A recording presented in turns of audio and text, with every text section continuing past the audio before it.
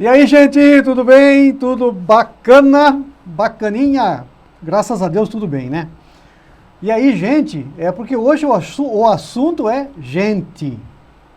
Eu convidei uma pessoa que ama gente, ama pessoas, na verdade, ama trabalhar com as pessoas, para as pessoas. E desde criança, com seus 8, 9 anos, ela primeiro quis trabalhar com animais, queria ser veterinária. Aí ela partiu para a poesia, entre 8 e 10 anos era poetisa.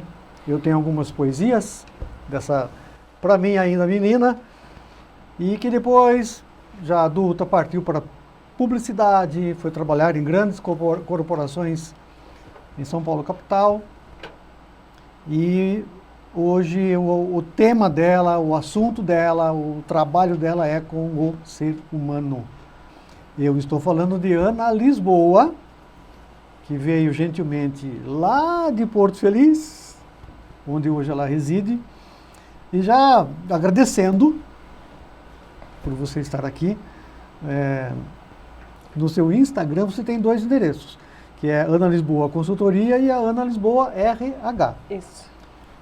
O que difere um do outro? Você junta lá na frente os dois, como é que começa esse trabalho? Vamos lá. Primeiro agradecer estar aqui.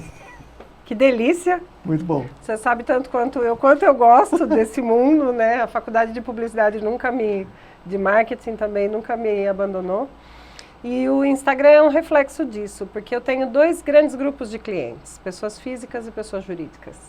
As pessoas físicas são atendidas diretamente por mim. Instagram, Ana Lisboa, RH. As pessoas jurídicas são atendidas pela minha consultoria, onde eu tenho uma equipe de consultoras. Então, o Instagram é Ana Lisboa Consultoria. E por que se fez necessária essa separação depois de muito estudar, Demétrio, depois de muito consultar pessoas a respeito disso? Porque o atendimento que eu gosto de fazer é completamente diferente. O empresário, ele tem interesses diferentes do profissional. Então, a minha equipe tem uma metodologia que eu desenvolvi apta a entender esses empresários. Eu preciso de velocidade, porque eu trabalho com empregos. A pessoa física, ela precisa de uma qualificação que eu consegui adquirir, mas que eu ainda não consegui passar para a equipe, porque ela precisa de recolocação. Embora esses 2 assuntos se encontrem lá na frente, neste primeiro momento eu não posso... eu não gosto, melhor dizendo, que isso se misture. Então, os profissionais que eu atendo, eu encaminho para as minhas vagas? Com certeza.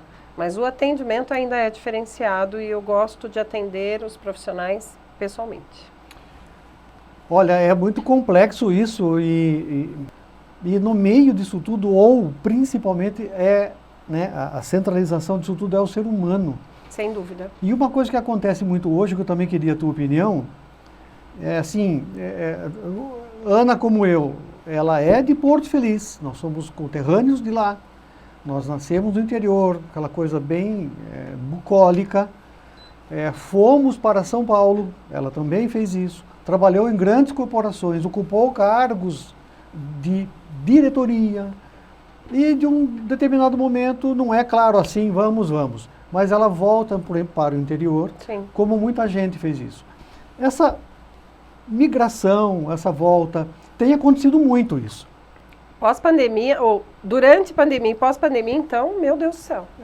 Como é que você observa isso? Porque, eu enfatizo, a tua opinião é muito legal nesse sentido, pela sua abordagem com o ser humano. Sim. No meu caso, foi uma escolha pessoal. Há 20 anos eu tenho um CNPJ, vivo de trabalhar para pessoas, com pessoas. E naquela época isso não acontecia. Quem morava no interior ia para São Paulo, fazia a carreira, ficava por lá. No período de pandemia, as pessoas não precisaram sair de casa para trabalhar. E quem estava nos grandes centros estava sozinho, num apartamento de 50 metros quadrados, com a família toda no interior, trabalhando remoto.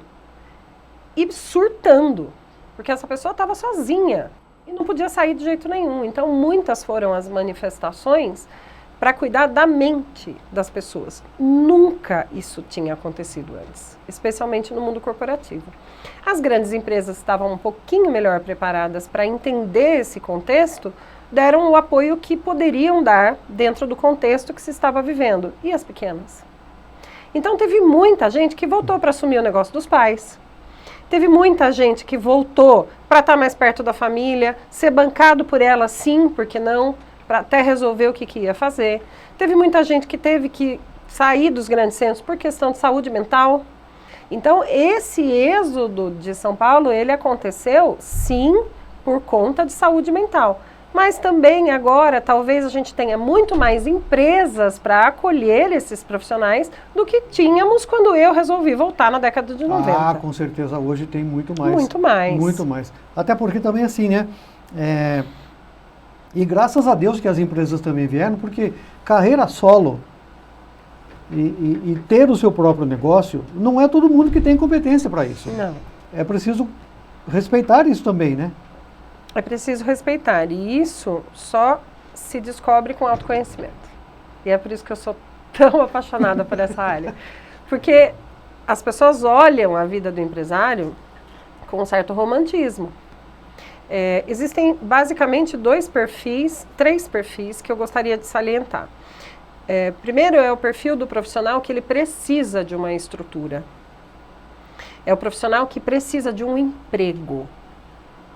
Ele precisa ter um contrato onde está escrito que ele vai trabalhar tantas horas por dia ou por mês e ele vai receber por esse período trabalhado X.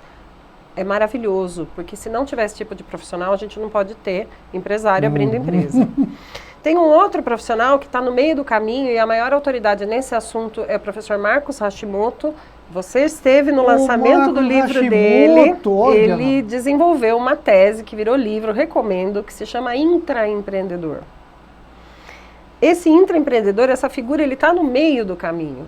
É a pessoa que tem iniciativa de empreendedor, não é o espírito de dono ou ownership, como dizem hoje. Ele tem a iniciativa, ele tem a visão do negócio, mas ele não consegue trabalhar sozinho. Ele ainda precisa. Nossa. E essa figura nas empresas, ela é fundamental, porque ela vai seguir regra, ela vai seguir processo, ela vai seguir procedimento, mas ela vai trazer criatividade, inovação, proatividade, protagonismo. Esse todo mundo quer, dificílimo de encontrar. As pessoas não se veem, inclusive, nessa posição. É, inclusive, um termo que é pouco explorado. E tem a pessoa que é o empreendedor. O empreendedor, ele detesta a regra, ele detesta padrão. O empreendedor compra uma franquia, 2 minutos ele fecha. Porque a franquia tem padrão. Padrão. Então, se eu compro uma franquia e o uniforme tem que ser marrom, eu sou empreendedora, eu falo, não quero marrom, eu quero vermelho. Não, mas não pode. Porque você comprou uma franquia. Regra, padrão, orçamento, muitas coisas que são demandadas por outro. Esse não é o empreendedor, embora muitas pessoas entendam desta forma. Quem é o empreendedor? O empreendedor é a pessoa que enxerga uma solução, não precisa ser totalmente inovador, mas ele enxerga ali a solução de um problema e ele troca a solução do problema por dinheiro. Esse é o empreendedor. Puxa vida. O Marcelo Fioravante, que é nosso amigo, ele esteve aqui. Maravilhoso. Maravilhoso, um camarada que entende muito. Recomendamos também as redes sociais do Marcelo. Quer ganhar dinheiro, quer guardar dinheiro, quer administrar bem seu dinheiro, fala com o Marcelo Fioravante, você não vai se arrepender. O homem é fera. O homem é fera. O homem é fera. E ele disse aqui, você quer empreender, quer abrir seu próprio negócio, mas você tem certeza? Isso. Estou vendo ele falar. Você tem certeza que você quer fazer isso? Porque, acabou. Tua vida. Não é romântico como as pessoas falam. É assim, a queima-roupa como o Marcelo fala. Porque você vai trabalhar de madrugada, você vai dormir e acordar com aquele problema, você não vai conseguir levar e buscar seus filhos na escola como você gostaria. Existem muitas outras coisas que são maravilhosas, mas tem que ralar muito para alcançar o maravilhoso. E tem muita gente que fala, cara, eu quero ralar. E ótimo. Ótimo, e está tudo bem. E quando nós tivermos a possibilidade de ter mais um CNPJ aberto, nós vamos ter mais uma pessoa sendo empregada. Aqui no Brasil existe uma estatística que para cada pessoa empregada, 3 comem. A gente precisa de pessoas abrindo empresas, mas a gente também precisa de pessoas que queiram trabalhar para alguém. Qual é a minha paixão? Ajudar a pessoa a entender quem ela é. Se é o que quer abrir o CNPJ, se é o que quer trabalhar para alguém e em que momento da vida dela ela está, porque isso também pode mudar. Pode mudar bastante. E você, olha, se existe alguém que tem paciência para isso e que gosta de ajudar, de entender porque cada um é cada um, né? Cada um é cada um. Tem que ter aí uma dedicação para entender e depois orientar. E aí vem uma coisa que tem muito hoje acontecendo, né? A relação de ou com o emprego, relação de ou com trabalho. Aham. São diferentes, né? Maravilhosamente diferentes. E eu te agradeço muito por abordar isso. Vamos entender as diferenças. O emprego depende de um terceiro elemento, que é o empregador. Tá. Não adianta você acordar, você que está ouvindo a gente, você que está vendo a gente, não adianta você acordar e falar assim, hoje eu quero um emprego. Ok, você vai fazer seu currículo, você vai montar seu LinkedIn, você vai se colocar à disposição e as entrevistas não vêm. Ai, Senhor Jesus, ai, meu Deus. E os boletos estão chegando. E você dorme e acorda sem dinheiro para pagar suas contas. Mas, Ana, eu estou super motivada e eu quero trabalhar e eu entendo. Mas não depende só de você. E é por isso que as estatísticas são avassaladoras. Porque tem gente que escreve currículo errado, tem gente que distribui errado o currículo. Existem muitos detalhes que levam a pessoa a sentar na frente do entrevistador. O sucesso de quem trabalha com emprego é botar o profissional sentado na frente do entrevistador, porque depois ele faz a parte dele, às vezes. Às vezes não também. O lado romântico. Mas a gente instrui. Então, emprego depende de uma relação contratual. Depende de assinar um contrato, de novo, número de horas, um valor de salário e você vai vender o seu talento para alguém que está contratando você através de um contrato. Isso é emprego. Isso é emprego. Trabalho. Naquela mesma semana você acordou e fala assim, eu quero trabalhar. Você vai também trocar o seu talento, também por dinheiro, mas essa figura é um cliente, não é um empregador. Sim, sim. E você vende o seu talento para aquela pessoa. Nossa, muda tudo. Tudo. Eu quero trabalhar. Ok, que problema você resolve? Porque é isso que dá dinheiro, resolver problema dos outros. Sim. Eu resolvo problemas, e todo trabalho é digno, eu resolvo problemas de limpeza. Eu estou sem emprego, mas eu limpo uma casa como ninguém. Vai encontrar trabalho. Eu tenho certeza. Encontrará Na trabalho. sua rede de relacionamentos, que é outro problema. Se você que nos ouve quer arrumar um trabalho, comece com quem te conhece. Comece na sua família, no seu bairro, com seus amigos. São pessoas que te conhecem. A mensagem e a conquista é menos longa, né? É menos longa. Tem referências. Vou trabalhar em Portugal, porque agora Portugal... Calma, gente. Vai no bairro primeiro, depois você vai para Portugal. Boa. Às vezes está ali perto, né? Está ali. Então, assim, se você precisa de dinheiro para comer, arrume um trabalho. O emprego vai demorar. Olha, repete isso, por favor. Se você precisa de dinheiro para comer, arrume um trabalho. O emprego, infelizmente, pode demorar. O que é um trabalho? É algo que você faz, que facilita a vida do outro. E por isso você troca dinheiro. Trabalho é trocar dinheiro por talento. Gente do céu. Olha, essa Ana Lisboa é danada, porque ela mexe com a gente de um jeito que... olha, é mesmo, hein?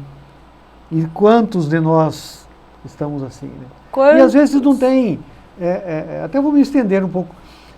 Não tem dimensão disso, a ficha não cai. Né? Não há no cérebro também. A pessoa não processa. Costurar com você, por quê? Porque criou-se socialmente um entendimento de que para você ser digno de respeito da sociedade, você tem que ter um emprego. Ninguém fala para você que ter um trabalho é digno. A pessoa que não tem uma carteira assinada e está fazendo uma faxina para botar comida na mesa, ela tem um trabalho ou ela tem um bico? O bico é pejorativo. Bico é diminutivo, Bico né? é diminutivo. Ela E tem eu trabalho. falo para os meus clientes que quem tem bico é pato. A pessoa está trabalhando, ela está dignamente botando dinheiro É honroso. dentro de casa. Então não é um bico, eu sou trabalhadora, eu sou trabalhador. Eu não estou fazendo... Lembra? Tinha uma piadinha que falava que a pessoa entrava no ônibus e falava, eu não estou roubando, eu não estou matando. A pessoa está trabalhando. Uhum. Então por que ela tem que ser diminuída por isso? Porque é melhor ela ficar na fila esperando? Porque é melhor ela contar com a boa vontade de alguém para dar um emprego para ela? Enquanto possivelmente ela possa ganhar muito mais trabalhando? É. E outra coisa que me ocorre aqui, porque há estudos disso, e aí sociedade e capitalismo, né? É. O capitalismo diz isso, né? Ele considera 3 dimensões: o eu, a empresa e a sociedade. Isso. Dessas dimensões nasce a prosperidade. Uhum. Agora sim, Eu concordo. como fica, né, no chão de fábrica, né, no dia a dia, no não romântico, a fusão dessa tríade, né? Como é que combina isso tudo? Porque é o ser humano que gere, na verdade, né? Eu concordo com essa tríade, Demétrio. O único ingrediente que eu gostaria de colocar nessa receita é que a empresa pode ser sua. O capitalismo também permite isso. Também permite isso. A sociedade também. Quanto mais dinheiro estiver circulando, melhores são os índices de uma comunidade, de uma cidade, de um estado. Da onde vem esse dinheiro? Da força do trabalho.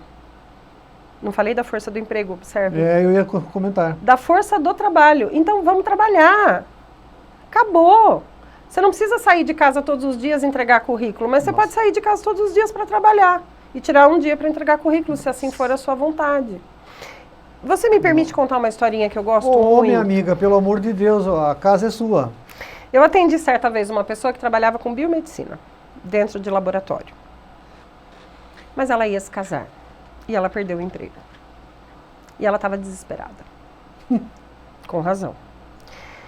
Para distrair a cabecinha dela e para continuar alimentando esse casamento sem poder gastar, ela criou um blog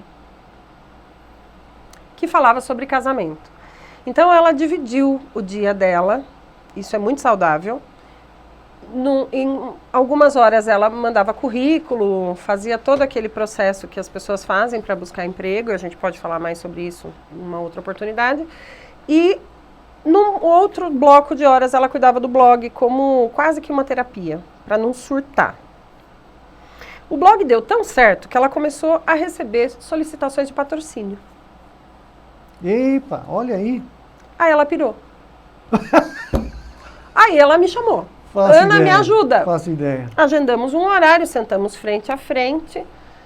Falei, mas escuta, você não tá... Se você for botar na ponta do lápis, quanto em dinheiro você tem? E ela não tinha aceitado o patrocínio ainda, os patrocínios. Olha, no plural. Quanto em dinheiro você tem desses patrocínios? Ela falou, mais do que eu ganhava. Ui. Falei, mas então você resolveu o seu problema. Faz sentido para você? E ela respondeu, não. Essa pergunta é... Falei, por que não faz sentido para você? Ela falou, porque trabalhar com o blog é diversão. Ela não enxergou ali. E eu falei, mas por que você não pode ganhar dinheiro se divertindo? E a resposta me marcou tão profundamente que eu estou contando essa história para você. Ela respondeu, porque daí não é trabalho. Olha a cultura, né? Como vem. E eu falei para ela, mas então, na sua opinião, de 0 a 10, quanto é preciso sofrer para fazer um bom trabalho e ganhar dinheiro? E ela respondeu, 11. Ela voltou para o mercado e ela não toca o blog hoje. Senhor, tá vendo só, gente, como cada um é cada um. E você nessa situação, né, tem que ficar ali neutra, né? Não posso, eu sou coach por formação, fiz 4 formações na área de coaching, não me arrependo de nenhuma delas, é uma profissão que foi, a palavra é difícil, mas é feia, mas eu vou falar, é uma profissão que foi prostituída, que foi marginalizada. Foi. Concordo. Só que se você quer contratar um coach, dica para você, e ele te fala o que você tem que fazer, ele não é um bom profissional. Ele não é um profissional ético. O coach faz perguntas, ele não dá respostas. Eu enxerguei no blog uma possibilidade, mas não é a minha realidade, é a dela. Sim, eu não posso viver a vida dela. É. Ela estaria muito mais confortável trabalhando CLT sofrendo 11, numa escala de 0 a 10 sofrendo 11. Então, ela deu ainda E voltando para o laboratório. E para ela, garanto para você que ela deve estar bem fazendo esse claro, processo. Ela está bem, é o que ela quer, é o que ela gosta. Enxerga, ela se enxerga É o que ela nisso, enxerga, né? talvez não seja o que ela gosta. Puxa, esse negócio de emprego hoje em dia mudou tudo, né? Tudo. Para aproveitar a tua vida também, né? Como é que hoje faz isso? Como é que eu peço emprego? Como você pede comida hoje? Legal. Pessoal de casa, Rede como social. é que você pede comida hoje? Delivery. Pela internet. Pela internet. Se a gente pede comida pela internet, por que a gente não vai conseguir emprego pela internet?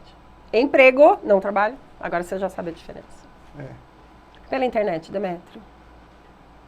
E aí, nas redes sociais das empresas? Nos sites, toda boa empresa, toda empresa estruturada tem dentro do site um link chamado Trabalhe Conosco. Tem. Esse Trabalhe Conosco é o Verdade. primeiro canal. Você vai lá, clica ali, você muitas vezes consegue subir o seu documento, o seu currículo, em PDF sempre, porque é um documento, não pode estar aberto para alteração. Ou você consegue preencher um formulário. Se for numa empresa multinacional, você ainda consegue mandar o seu currículo para outros países e pode trabalhar inclusive do lugar onde você mora. Você não precisa mais se mudar hoje, principalmente, geograficamente. Então, trabalhe conosco. Google. Você abre o Google e escreve emprego e escreve o nome da sua cidade. Ele vai te dar as vagas. Aí. No meu site, lógico que eu posso, né? Mas você está aqui para isso também. analisboarh.com.br, basicamente vagas do eixo que nós estamos, Sorocaba, Campinas, mas atendo o Brasil inteiro. Tem vagas em Barueri, em São Paulo, em Alphaville. analisboarh.com.br. Em sites de emprego como os meus. Aonde estão os sites de emprego, meu Deus do céu? No Google. Empregos ou sites de emprego. Esse Google. Uma mega lista lá. Agora eu queria lembrar você duas coisas que ninguém vê. Tá andando na rua ou tá andando de carro, tem alguém dirigindo para você, começa a anotar o nome das empresas pelas quais você passa. Todas elas contratam alguém. Elas podem estar precisando de você. Mais uma vez, de repente está tão próximo da gente. Novo. Comenta no grupo da igreja, grupo do futebol, grupo do teatro, novena de Santa Luzia. Divulga. Faz publicidade, que você está precisando de oportunidades. Conta na família. Tem gente que está desempregada, a família não sabe. Porque tem vergonha. Tem vergonha. Eu entendo, é chato mesmo. É muito chato estar nessa posição. Mas a família, mais do que ninguém, vai querer teu bem, vai te ajudar. As pessoas falam assim, eu não vou procurar emprego agora porque o país está em crise. Demétrio, desculpa, mas desde que eu nasci o país está em crise e as pessoas continuam trabalhando e pagando conta e ficando desempregada e arrumando trabalho e abrindo empresa. Ah, não, eu vou mandar currículo em março, eu vou procurar trabalho em março porque depois do carnaval que o país anda. Quantos milhões de pessoas já conseguiram suas oportunidades antes do carnaval porque não acreditaram nessa falácia? Então não é protagonismo de todo jeito, tanto para o emprego quanto para o trabalho. Só que o emprego depende de um componente a mais. E esse lance do emprego, tem uma coisa assim que, como a gente diz, tudo mudou, né? Também acontece isso. Para você entrar numa empresa, participar de um processo, a gente ouve muito aí tal da análise comportamental, perfil de personalidade. São ferramentas que funcionam de fato, não são invasivas, não assustam demais as pessoas. Assustam, depende da maneira como elas são colocadas. A pessoa que entra no meu site hoje, sobe o currículo dela lá, ela é convidada a fazer uma análise comportamental. E lá no meu portal, a pessoa pode baixar essa análise comportamental, anexar o currículo dela e mandar para os outros processos, inclusive.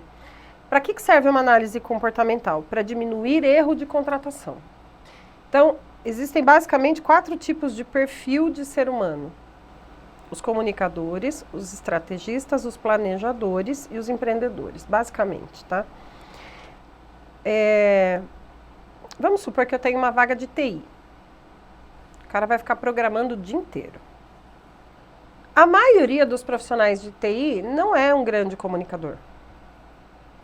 Faz parte da natureza. Imagina se eu contrato um comunicador e coloco para fazer programação de computador. Vai funcionar? Pode funcionar muito bem, mas pode não funcionar. Depende do quê? E aí é a cereja do bolo. Da empresa para onde ele vai. Da característica do cargo para onde essa pessoa vai. Então, a análise comportamental, ela serve para diminuir o risco de contratar a pessoa errada. Porque na entrevista, todo profissional é maravilhoso e toda empresa é maravilhosa. A gente eu acho que até assim por segurança psicológica, sei lá, emocional, a gente não quer ver, né? Não, eu quero emprego. Quer um emprego. Eu entro, depois eu vejo. E a empresa fala, põe para dentro, depois a gente vê. Porque assim, o analista comportamental, ele recebe um gráfico, ele não recebe um relatório. O relatório é a ferramenta palatável para qualquer pessoa poder ter acesso. O analista recebe um gráfico. Ai, Ana, mas as pessoas estão sendo analisadas pelo gráfico. Não é isso, mas é que a gente tem habilidade para tirar aquela informação. O que a tecnologia fez? Transformou aquele gráfico matemático num resultado, que é um relatório. Esse relatório qualquer um pode ter acesso. Então, a análise comportamental, ela veio para antecipar para a empresa o comportamento daquela pessoa. 99,9% de acerto nas ferramentas sérias, certificadas. Puxa vida. Que são muitas. Mas o colaborador, o profissional, melhor dizendo, ele pode também chegar numa entrevista, olhar para aquela empresa e falar, não gostei. Pode. Deve. Porque se ele foi, por exemplo, se ele percebeu ali na hora da entrevista alguma coisa que ele já não gostou, a tendência é que isso se repita.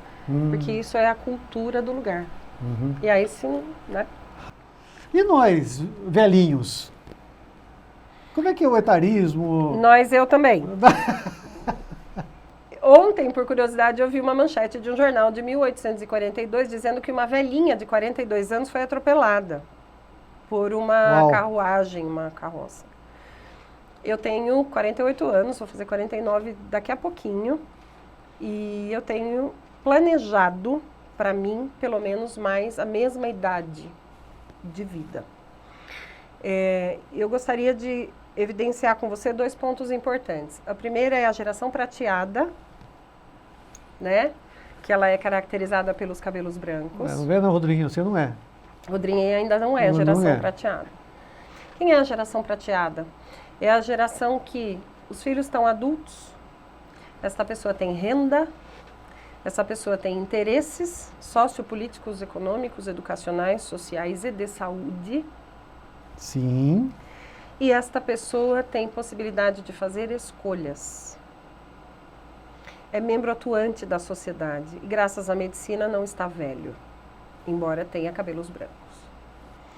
Então, tem essa questão, Demétrio, da geração prateada, e tem uma outra palavrinha que está muito em alta, mas pouca gente sabe o que é um neologismo, é uma palavra nova, que se chama etarismo. Etarismo é a repulsa às pessoas mais velhas. E isso tem acontecido com muita frequência nas empresas. Então, o que as empresas fazem? Elas contratam jovens profissionais, pagam pouco, sugam um monte. Então, o jovem vai para a empresa, vende a alma para aquela empresa, porque quer ter lá no sobrenome, troca o próprio sobrenome pelo sobrenome da empresa, e é muito bacana isso, porque é a fase que a pessoa está vivendo. Mas é o profissional de mais de 40 que tem maturidade diante da crise, que tem discernimento, que tem vivência. Então, equilibrar é o que está acontecendo nesse momento pós-pandemia. Dica para quem tem mais de 40, como eu, não despreza a tecnologia, não. Porque é isso que vai fazer você estar no mercado de trabalho. Sensacional isso, porque, olha, é acessível, né? E assim como você falou do etarismo, eu lembrei de uma outra palavra, né? E que você também já falou um pouco dela, da andragogia, porque o velho, né, essa pessoa mais vivida, com mais experiência, ela aprende, né, tem uma percepção do estudo mais avançada, mais consistente, né, se programa para aquilo, se dedica. Então isso também é algo real hoje em dia, né? Não se ensina adultos como se ensina criança. A criança, ela está com o HD vazio.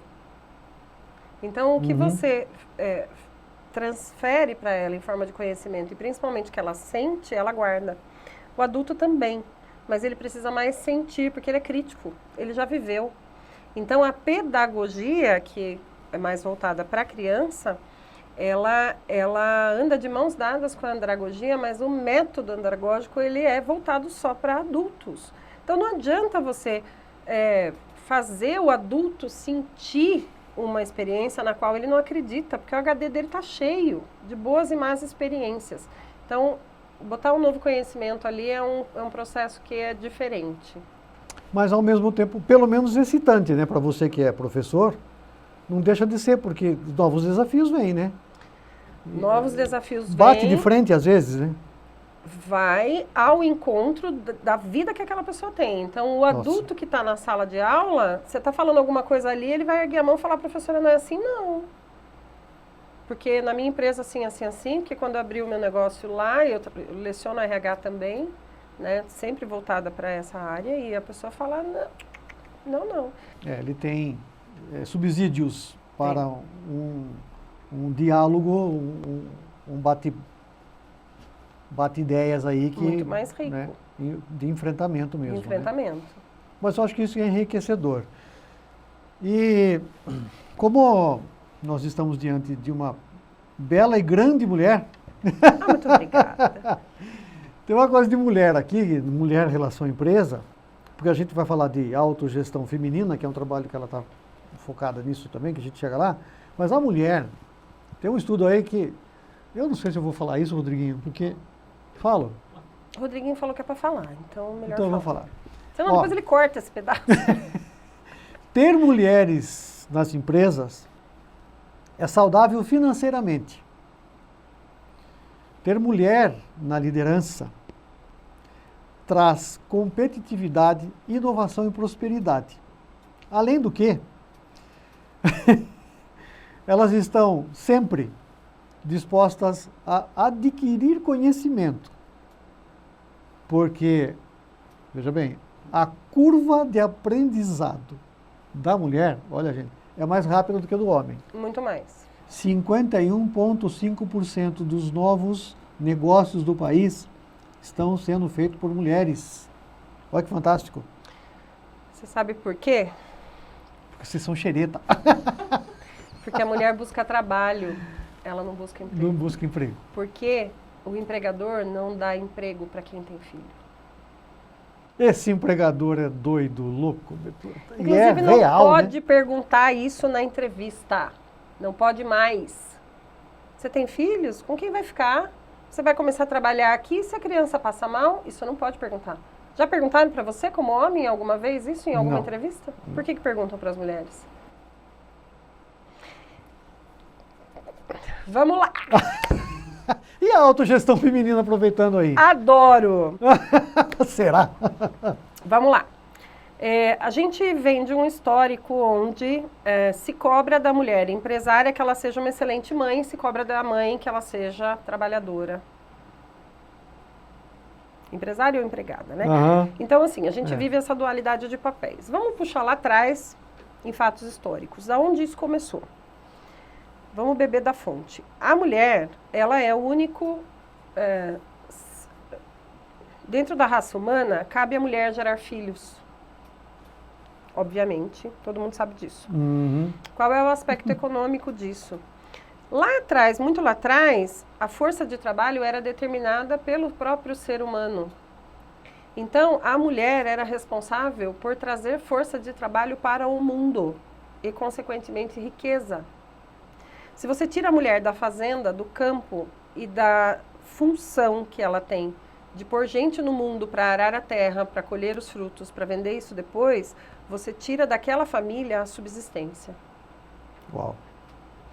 Então, quando a sociedade evolui e a mulher deixa de ter filhos, economicamente isso faz assim, certo? Mexe na cadeia. Mexe na cadeia. E aí, se você for observar, as nossas famílias lá atrás tinham um monte de filho. Eu tenho uma. Sua esposa tem um. Eu também tenho um. É. Diminuiu muito isso, né? Diminuiu muito. A minha avó teve 14. Olha lá. Imagina. Inconcebível, né? Inconcebível. Hoje. Hoje, é. Por quê? Porque eram 14 arando, 14 plantando, 14 colhendo, um olhava o outro. As gestações, elas começavam na mais tenra idade e iam até a vida, a saúde daquela mulher. Hoje não é mais assim.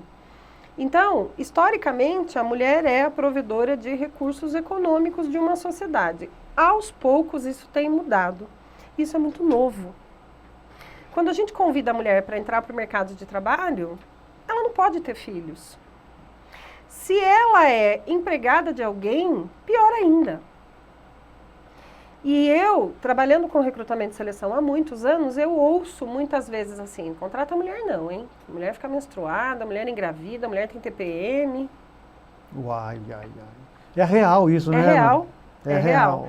E eu vou trazer mais uma informação gritante para você. A mulher ganha menos. Historicamente, a mulher ganha menos. Existem estudos, dá um Google aí, existem estudos. Está agora tramitando um projeto de lei que iguala, sob termo de lei, que o salário da mulher seja igual ao do homem. Não estou fazendo militância aqui. Não, mas não é o caso. Eu entendo que sim, sim. E aí, o que acontece? Quando você tira a mulher do contexto familiar e traz a mulher para o contexto laboral, ela traz as características de gestão feminina, e por isso a autogestão feminina, que estão em alta no período pós-pandemia, porque todo mundo surtou na pandemia. Todo mundo, sem exceção. E estamos com esse reflexo. Estamos com esse reflexo. Ainda hoje, né? Só que a gente precisou continuar trazendo riqueza para casa. E existem características femininas que elas, ao longo dos anos, no passado, elas foram igualadas às características masculinas de gestão, que dizem respeito à atitude, de novo, análise comportamental.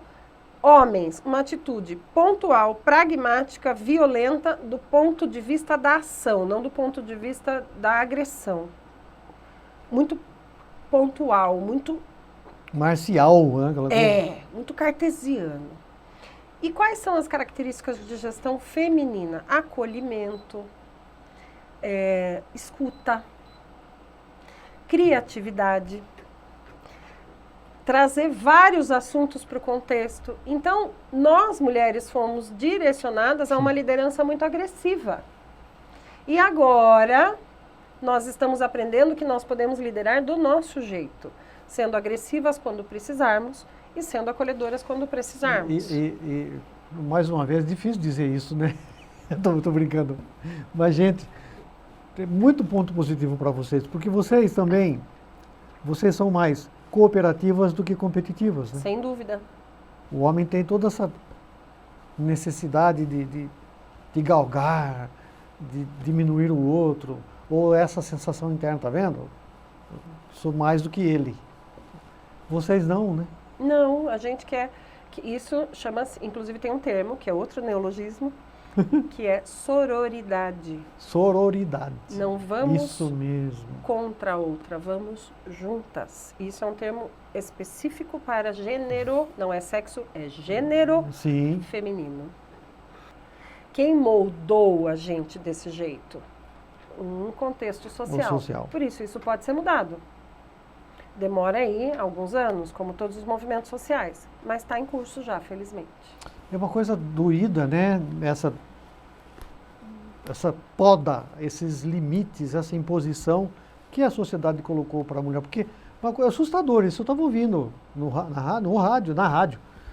Até 1968, a mulher ser casada era propriedade do marido. Isso. E ser filha era propriedade do pai.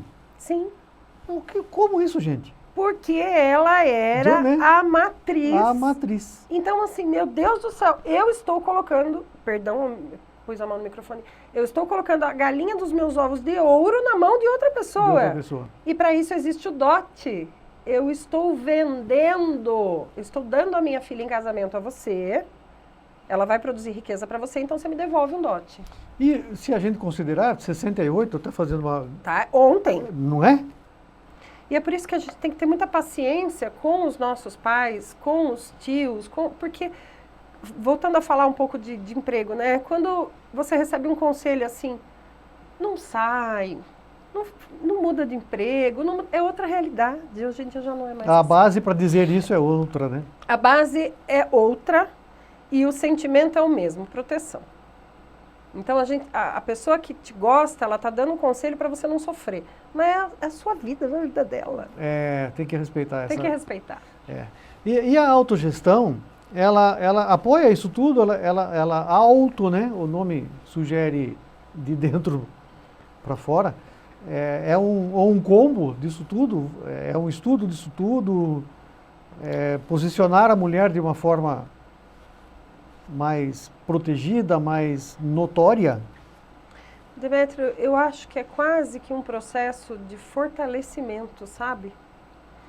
Porque a escola que eu tive a oportunidade de cursar, que é protagonizada por 3 mulheres muito fortes, elas dão para a gente ferramenta para se entender mulher, para respeitar os próprios limites e para se inserir nesse contexto corporativo especialmente, sabe? Porque é muito delicado esse ambiente que envolve essa questão da diferença salarial, de você ter filhos, de ser cobrada como excelente executiva e também ser cobrada como excelente mãe, e também ser cobrada porque o supermercado está feito, porque a roupa está no varal, porque tem que dar ainda atenção para o marido e está de unha feita, cabelo feito. Então, assim, são muitas cobranças. E aí, quando a gente começa a entender esse desenrolar e entender que os negócios e ganhar dinheiro e empreender é legítimo e de um jeito feminino dá para fazer tudo isso, a gente entende que não é abrir mão de um papel ou outro, não, mas é compartilhar. Que talvez é algo que não nos foi permitido anteriormente, entende? Então, sim, você e sua esposa moram numa casa, os dois são responsáveis. Os dois são responsáveis pela educação dos filhos, os dois são responsáveis por trazer dinheiro para casa e pensar nisso hoje, inclusive para muita mulher, é um tabu. Então eu tenho certeza que agora, nesse momento, o ouvinte da rádio, a pessoa que está nos assistindo, pode estar falando, essa mulher está louca. E assim, muitas vezes eu me peguei fazendo essa formação e pensando, nossa, mas jura que está falando disso? E aí, ao final da aula, quase que ter vergonha do meu pensamento, sabe? Então, a autogestão feminina é um processo de autoconhecimento de membro de uma sociedade atuante, economicamente ativa, sendo mulher. E poder ter escolhas. Poder ter escolhas. Nossa, é incrível isso tudo, né? E amarrando isso tudo está o trabalho ou o emprego. Ou, falando de autogestão feminina, Ai, a pai. escolha lúcida, consciente de que eu não quero trabalhar. Porque também a maneira como eu me posicionei talvez deixe a questão de que todo mundo tem que então ir para o mercado de trabalho. Não. E aí eu quero plantar uma outra minhoquinha na cabeça das pessoas. Alguém pode querer ser responsável pelo lar. Pode ser um homem também. Pode ser um homem também. Existem homens que criam maravilhosamente os filhos porque a mulher tem mais habilidades de trabalhar fora e essa família é feliz por isso. E quem é socialmente que vai botar o dedo dentro da sua casa e falar assim, você é homem, você tem que trabalhar fora, você não pode cuidar de criança porque isso é papel de mulher. Opa, dentro da minha casa mando eu, né? E como? Gente, olha, que fantástico, hein? Não falei que o papo era de gente, sobre gente, de gente para gente. Nós tem, olha, uma infinidade de coisas. Eu sugiro que você acompanhe a Ana Lisboa. As redes sociais estão aí para isso. Tem muito, muito fundamento naquilo que ela profissionalmente apresenta para nós e está aí à disposição de todos nós. Sem dúvida. Eu respondo todas as mensagens que me mandam nas redes sociais. E é verdade, sim. Eu sou testemunha viva disso.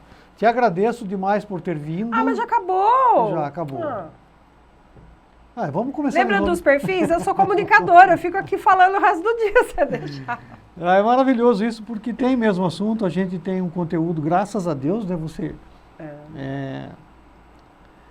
Você trabalhou para isso, estudou para isso, pesquisa isso até hoje, com uma disciplina, com uma seriedade, com um respeito muito grande. Por isso que sobra conteúdo, graças a Deus.